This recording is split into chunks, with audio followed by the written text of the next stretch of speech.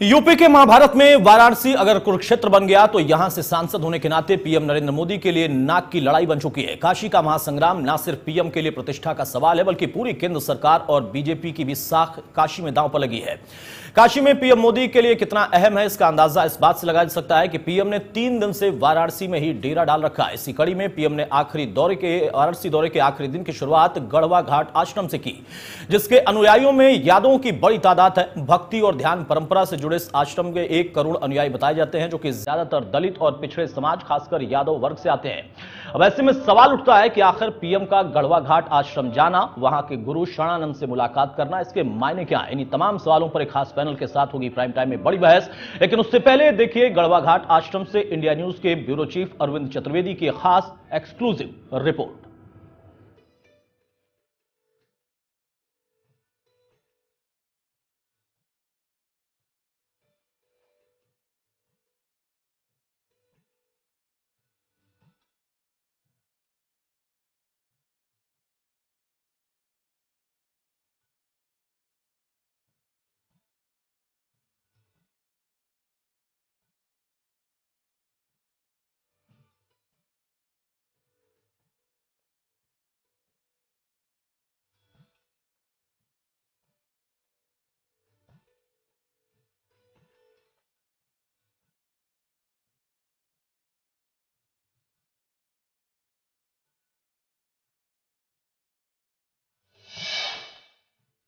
देश के प्रधानमंत्री नरेंद्र मोदी ने गढ़वा घाट के आश्रम में 1 घंटे का समय दिया और उन्होंने स्वामी जी से चर्चा भी की, बात भी की, गौ माता की सेवा भी की।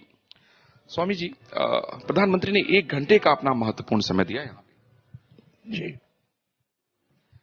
आपके साथ कुछ बातचीत भी हुई, काफी देर तक हम लोग देख रहे थे। बातचीत तो कुछ नहीं हुई, लेकिन अब बैठेंगे, आध्यात्मिक नगरी है तो आध्यात्मिक चर्चा तो होवे करेगी। क्या आध्यात्म की चर्चा? क्योंकि ये काशी है।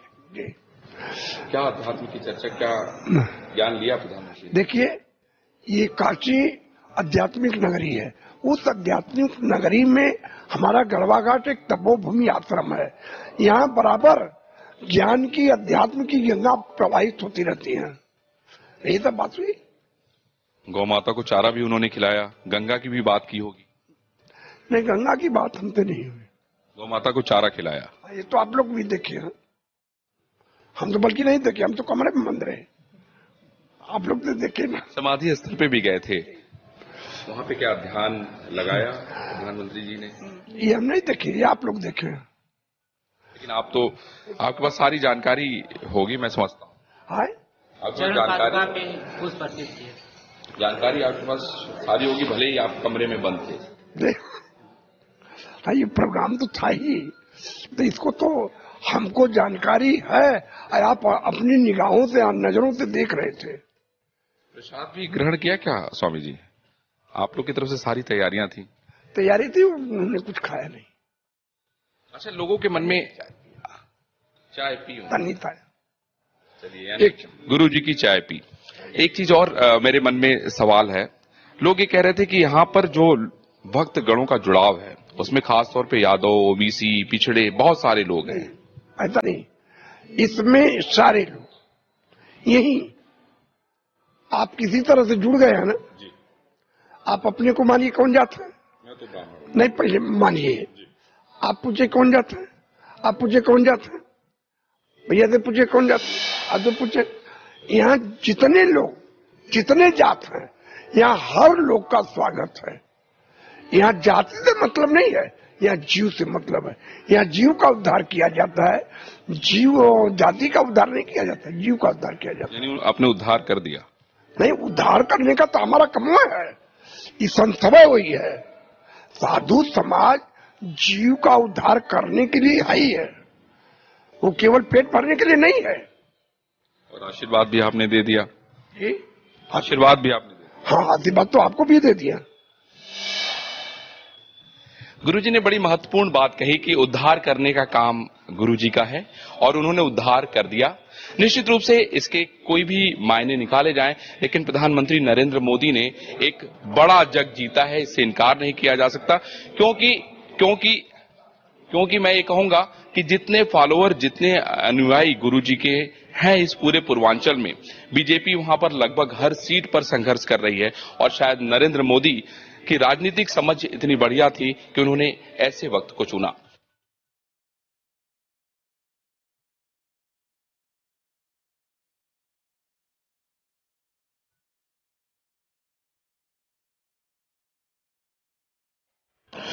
गढ़वा घाट आश्रम की स्थापना कैसे हुई और अब तक कितने गुरुजी लोग यहाँ हुए हैं, ये वो जगह है जहाँ पे बाकी इनके पहले के 3 संतों ने समाधि ली है और प्रधानमंत्री नरेंद्र मोदी यहाँ पर आकर उन्होंने अपना काफी वक्त बिताया। हमारे साथ मैनेजर बाबा जी हैं। गुरुजी, आप मुझे ये बताइए कि कब से इस आश्रम की स्थापना के बारे में सोचा गया और कौन कौन लोग थे जो इसका प्रतिनिधित्व कर चुके? इस आश्रम की स्थापना सन 1930 में हुई थी और जो वर्तमान इस समय जो स्वामी जी की समाधि बनी हुई, इन्होंने 1930 में इस आश्रम की स्थापना की थी। 1930 में? अच्छा। प्रधानमंत्री महोदय यहीं पे आके उन्होंने काफी समय दिया है? यहाँ आकर के पुष्प अर्पित किया उनके चरणों में और यहाँ थोड़े मत्था उथा टेक करके फिर दूसरी समाधि स्थल पे गए वो। अच्छा, 3 समाधि स्थल अलग अलग जगहों पे हैं। ये सबसे पहले जिन्होंने स्थापना स्वामी जी की थी और इनकी स्वामी आत्म विवेकानंद जी महाराज परमहंस। किस पंथ से संबंधित हैं स्वामी जी? संत मत अनुयायी आश्रम से। संत मत अनुयायी आश्रम से। आप यहाँ पे देख सकते हैं कि प्रधानमंत्री नरेंद्र मोदी यहाँ पर जब आए तो जो पहले स्वामी हैं इस मठ के, उनकी समाधि बनी हुई है, उनको उन्होंने फूल अर्पित किया और अर्पित करने के बाद इसमें देखिए लिखा हुआ है कि कब वो ब्रह्मलीन हुए हैं। इसमें 28/8/1949 को ब्रह्मलीन हुए हैं और मैं आपको बताना चाहता हूं कि इसी के आसपास प्रधानमंत्री नरेंद्र मोदी जी का जन्म हुआ था और ये भी बड़ी महत्वपूर्ण बात है। उनकी समाधि बनी हुई है। इसके अलावा 2 और महान संत हुए हैं जो इस आश्रम से जुड़े हुए हैं, उनकी भी अलग अलग जगहों पे समाधि है जो पास में ही है। हम वहां भी चलेंगे। हम आपको लेके चलते हैं और आपको बताते हैं कि आखिर इस गढ़वा घाट के आश्रम की शुरुआत कैसे हुई और आज ये इतना बड़ा आश्रम कैसे काम कर रहा है। आप देखिए जो दूसरे संत थे उनकी समाधि बनी हुई है। गढ़वा घाट के संत परंपरा से जो दूसरे गुरु महाराज जुड़े हुए हैं, आप देख सकते हैं कि उनका समाधि स्थल है और हर सेवानंद जी महाराज उनका नाम था। मैं आपको बता दूं कि कई सारी शिक्षण संस्थाएं उनके नाम से इसमें बनारस में काम कर रही हैं और आसपास भी काम कर रही हैं। बाबा जी बताइए कि किस तरीके से आप इस गुरु जी का, इस महान संत का योगदान था इस आश्रम को आगे बढ़ाने? जब स्वामी जी की समाधि हो गई थी, पहली गद्दी स्वामी जी की, तो उस समय गढ़वा घाट के पास, गढ़वा घाट को छोड़ करके कुछ भी नहीं था, कोई आश्रम नहीं था। तो स्वामी जी ने उसके बाद गुरुदेव नगर आश्रम है, वहाँ 849 बीघा जमीन खरीदी और वहाँ साधु संतों को लगाया और साधु संत अपने से मेहनत करके लोगों को, अपना तो पेट पाले ही, दूसरों को ही खिलाते थे उसे। और स्वामी जी के समय बहुत सारे आश्रम बनाए गए और आश्रम का विकास बहुत हुआ। आज उनके नाम और उनके ही एक कल्पना थी कि स्कूल चलाया जाए, अस्पताल चलाया जाए, कि समाज की भी सेवा हम कम से कम कर सकें। इसमें कितनी संस्थाएं काम कर रही हैं अगर हम देखें देश भर में, प्रदेश भर में स्वामी जी के नाम पे? स्वामी जी के नाम से 6 विद्यालय चल रहे हैं और 1 अस्पताल चल रहा है। अच्छा, आप मुझे ये बताइए कि अभी आगे की किस तरह की योजनाएं हैं भविष्य में, क्योंकि हॉस्पिटल के जरिए बहुत सारा लोगों को कल्याण का काम मिलता होगा और आपके जो अनुयायी हैं वो कहां कहां से आते हैं? यहाँ पर करीब करीब हर प्रदेश के अनुयायी आते हैं, विदेश के भी लोग आते हैं ज्यादातर लोग। और इस संस्था का आगे जो प्लानिंग है वो ये विद्यालय के क्षेत्र में बढ़ाने की, बच्चों के पढ़ाने की, क्योंकि सबसे ज्यादा अगर उन्नति करनी है तो आपको शिक्षा देना होगा और शिक्षा के जरिए ही आप किसी भी परिवार का विकास कर सकते हैं और मैं समझता हूं कि ये संस्था इस काम को भली भांति कर रही है।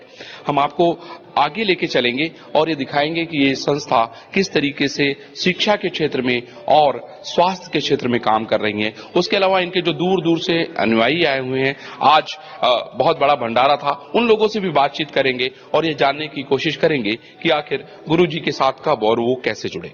तो चलते हैं आगे।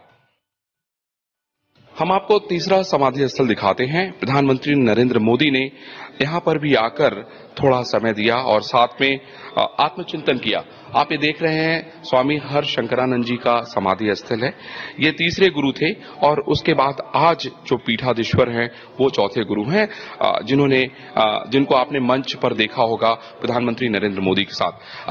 मैं हरशंकरानंद जी के बारे में जानना चाहता हूं कि आखिर वो उनका किस तरीके से काम रहा और कैसे वो काम करे।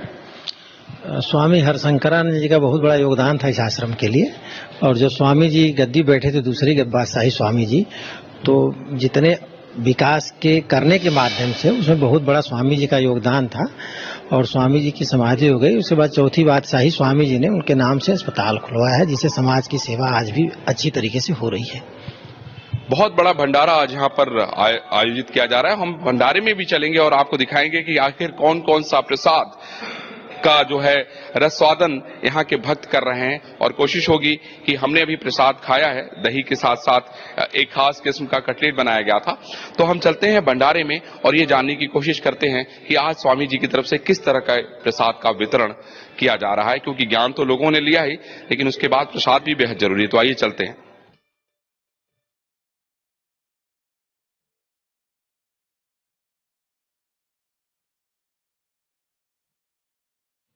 गढ़वा घाट के पहले आश्रम की शुरुआत कहां हुई वो मैं आपको बताता हूं। आप ये देख रहे हैं कि सबसे पहले गढ़वा घाट का जो आश्रम की शुरुआत हुई 1930 में, वो यहां से हुई। एक छोटी सी जगह से इस आश्रम की शुरुआत की गई। ये पूरा आसपास जंगल हुआ करता था और आप समझ सकते हैं कि किन परिस्थितियों में जो पहले महाराज थे उन्होंने इस छोटे से आश्रम की स्थापना की, जो अब एक बड़ा वट वृक्ष बन गया है। आप देख रहे हैं ये जो आसन है, यहीं से वो ज्ञान का संदेश दिया करते थे और वो ज्ञान आज देश और दुनिया में गूंज रहा है। और उस पंथ और परंपरा के हजारों हजार लोग इस पूरे देश में आपको मिल जाएंगे। आप देख सकते हैं कि ये पहला सिंहासन गढ़वा घाट के आश्रम का था और एक छोटे से जगह से इसकी शुरुआत करके आज एक बड़ा वट वृक्ष बनाने का काम किया गया है। सर ये बताइए कि इसकी शुरुआत कैसे हुई थी, कब हुई थी आश्रम की? आश्रम की। और ये जो गुरु जी यहाँ पर आए नहीं, स्वामी जी तो 1949 में गद्दी बैठे थे। अच्छा, उनकी समाधि के बाद। जी जी जी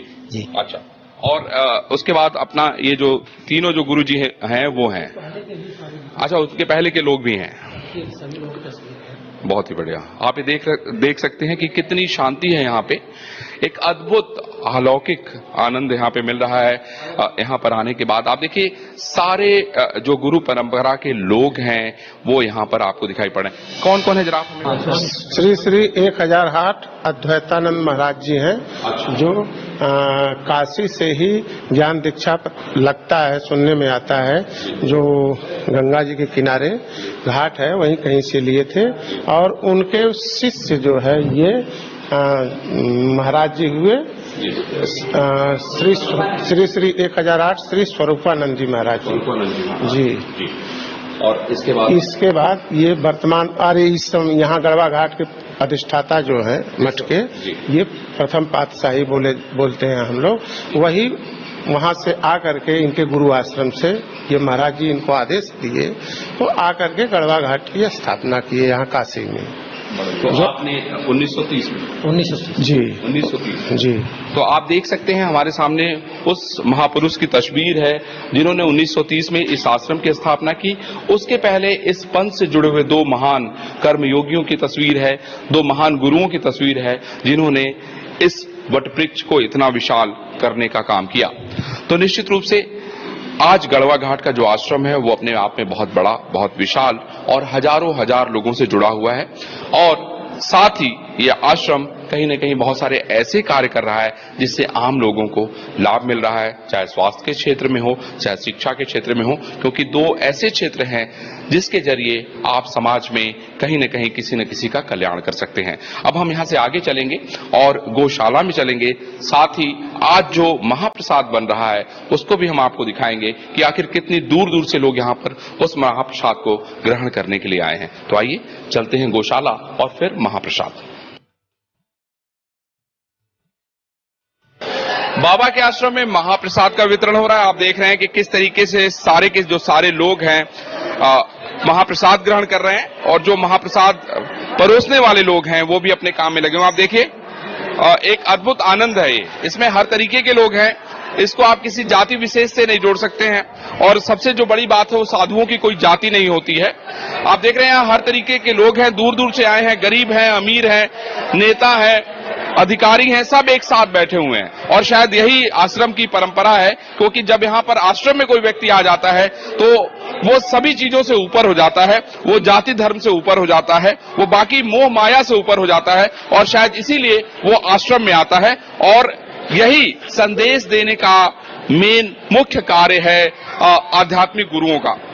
देखिए यहाँ पे हम देख रहे हैं कि अमीर, गरीब, अधिकारी जो भी हैं सारे बैठे हैं, सारे बैठे हैं। सब लोग एक टाट पे बैठ के खाना खाते हैं, चाहे बड़े हो, छोटे हो, चाहे जो भी हो, एक साथ एक जगह बैठ के खाना खाता है सब। और यही संदेश देना चाहते हैं कि समरसता का संदेश देना चाहते हैं। जी, सब लोग एक साथ बैठ करके यहाँ खाना खाते हैं और एक खाना खाते हैं। यहाँ किसी प्रकार का कोई दुराव भेदभाव नहीं रहता है। प्रसाद सबका एक, कोई अमीर गरीब है, सबका सबके सब प्रसाद है। भाई देखिए प्रसाद का बड़ा महत्व है। प्रसाद देखिए महात्मा लोग साथ में खुद बैठ के खा रहे हैं, जो अपने खुद घर के हैं, साथ में सारे भक्त मंडली खा रही है। यहाँ किसी प्रकार का कोई भेदभाव नहीं है, चाहे अमीर हो, चाहे गरीब हो, चाहे हम घर के हो, चाहे बाहर के हो।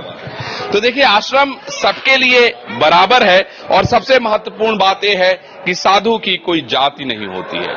और यहाँ पे आप देख रहे हैं कि सभी लोग, अमीर, गरीब, अफसर, नेता, सब एक साथ बैठे हैं और सब इस इंतजार में है कि बाबा के प्रसाद को हम ग्रहण करें, शायद उसका हमें लाभ मिले। जिस तरीके से प्रधानमंत्री नरेंद्र मोदी ने इस आश्रम में आके बाबा की चाय पी और चाय पीने के बाद वो यहाँ से चले गए, लेकिन उसके पीछे एक बहुत बड़ा संदेश देके गए और वो संदेश निश्चित रूप से देश और दुनिया में जाएगा। अब हम चलेंगे जहाँ पे भंडारा बन रहा है, गौशाला बन रहा है, उसको भी देखेंगे। जी जी जी जी, सारे लोग अब तो सब सारे समाहित हो गए उसमें। भंडारे चलेंगे और गौशाला चलेंगे, उसके बाद हम ये शो समाप्त करेंगे।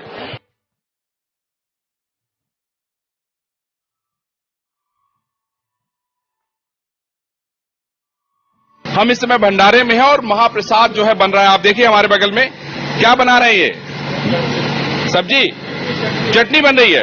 क्या बात है, ये देखिए चटनी बन रही है।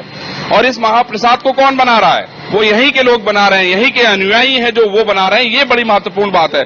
और जिस गैस का इस्तेमाल किया जा रहा है, आप देखिए वो गोबर गैस है। आप ये समझिए कि जो गौशाला है, उस गौशाले में जो गोबर होता है उसका इस्तेमाल करके ये गैस बनाई जा रही है और उसका भोजन का जो महाप्रसाद है वो लोगों को बांटा जा रहा है। आप हमारे पीछे देखिए, ये देखिए एकदम बुनिया एकदम बना हुआ है। बुनिया आप देख सकते हैं, बुनिया देखिए, ये बुनिया है। उसके अलावा आप पीछे देखिए, ये सब्जी का कड़ाहा पूरा बना हुआ है एकदम। ये देखिए आप, ये जो महाप्रसाद है पूरा तैयार है और लोगों में वितरित किया जा रहा है। एक अद्भुत संयोग है ये। गुरुजी ये बताइए कि ये महाप्रसाद का आयोजन कैसे करते हैं? आपको कितने दिनों बाद करते हैं? जैसे नहीं, भंडारा चला। हाँ, तो असल में जो स्वामी जी की पुण्यतिथि जब पड़ती है, तो एक दिन आगे और एक दिन पीछे, अच्छा 3 दिन भंडारा चलता है इसमें। जी जी। तो ये कब पुण्यतिथि पे होता है? कल पुण्यतिथि है, त्योहारों पे होता है, लेकिन जो हर साल पुण्यतिथि मनाई जाती है तो हर साल उनका भंडारा सबका होता है, तीनों लोगों का। तो उसमें देश भर दुनिया भर के लोग आते हैं?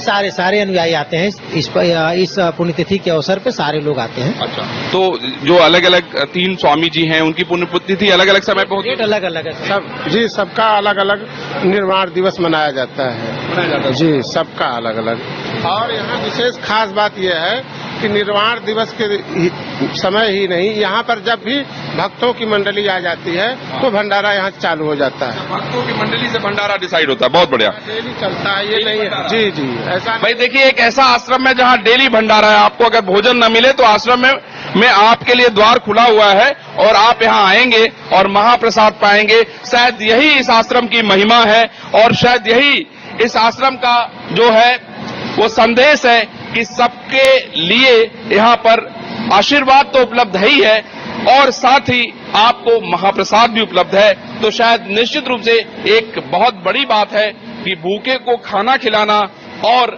साथ ही अगर उसको ज्ञान मिल जाए तो उससे बड़ी बात क्या हो सकती है। अब अगला जो हमारा कार्यक्रम है वो गौशाला का है, जहां पे प्रधानमंत्री नरेंद्र मोदी गए थे और उन्होंने गौशाला में जाके गाय को चारा भी खिलाया था। मैं समझता हूं चारा खिलाना भी अपने आप में कहीं न कहीं संदेश देता है कि क्योंकि गाय का जो दूध होता है, कहते हैं उसमें देवता वास करते हैं। तो हम चलेंगे गौशाला, गढ़वा घाट का गौशाला, जहां पर प्रधानमंत्री आए और उन्होंने गाय को चारा खिलाया। आप देख सकते हैं यहाँ पे बहुत सारी गायें हैं। जो यहाँ पे चारा होता है खुद आश्रम का होता है, हरा चारा होता है वो भी खुद आश्रम का होता है, और आश्रम के लोग ही इन गायों की देखभाल भी करते हैं। मैं आपको एक बात और बता दूं कि जो गाय का गोबर होता है उससे जो गोबर गैस बनाई जाती है उससे यहाँ का खाना बनता है, यानी प्रकृति का पूरा ध्यान रखा जाता है। हमारे साथ मैनेजर बाबा जी हैं। बाबा जी ये बताइए कि ये गौशाला कब से चल रहा है? गौशाला तो शुरू से ही चला, 1930 के बाद से ही गौशाला शुरू है। 1930 के बाद से? जी जी जी जी जी। कितनी गायें हैं यहाँ पे? आपको जी ये अच्छा, कितनी गायें हैं यहाँ पे? 100 जानवर हैं, छोटे बड़े मिला करके सब। 100 जानवर जी। तो मोदी जी आए तो कहाँ गए थे? आए कौन थे सी उस गाय का नाम क्या है? इसको खिलाया उन्होंने? जी जी नाम आपने जी रखा है इसका? जी जी नहीं, उसका नाम कुछ नहीं रखा कुछ नाम नहीं रखा? नहीं जी जी नहीं। गाय हमारी माता है। गाय को जो है सभी लोग माता मानते हैं, और मैं समझता हूं कि आपने देखा कि किस तरीके से प्रधानमंत्री नरेंद्र मोदी आए और यहां पर उन्होंने गाय को चारा खिलाया। तो यहां पे तो दूध की समझ लीजिए नदियां बहती होंगी। जी जी जी जी है, नदियां बहती ही है, सारे लोग खाते हैं तो नदियां ही बह रही हैं सब लोग।